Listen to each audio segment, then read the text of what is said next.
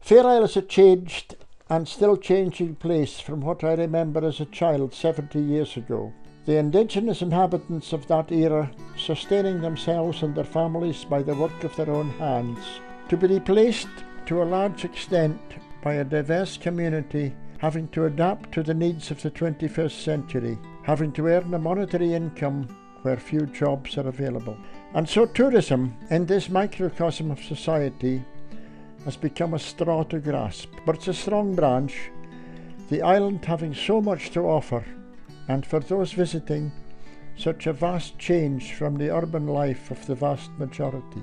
Some would say confined, but rather I would say defined by where we are, beginning with the spectacular cliff scenery on the west side, where folklore is steeped in tales of shipwreck and loss, but also of daring rescue.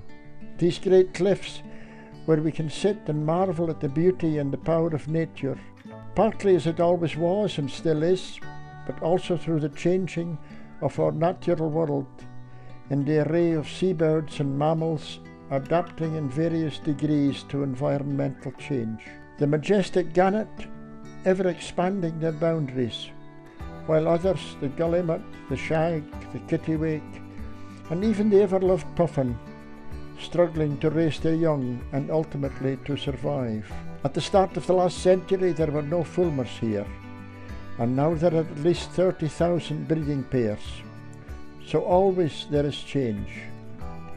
Atlantic grey seals can be viewed all around the isle, and probably because of the number of seals, visitations of killer whales is now a regular attraction, where nature can be observed in its raw intensity. Within its confines, the visitor will be welcomed by a friendly community, coexisting well together.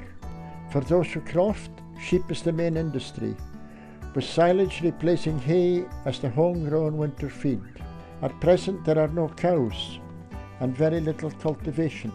The old way of crop rotation was a much better option for many of our land birds, but that former way of life dictated that requirement, which now no longer applies to the same extent.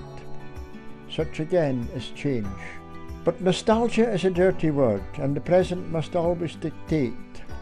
But with costs of rearing stock escalating, could we again see the plough in the furrow, and the birds following the plough, and our forefathers would smile down on us?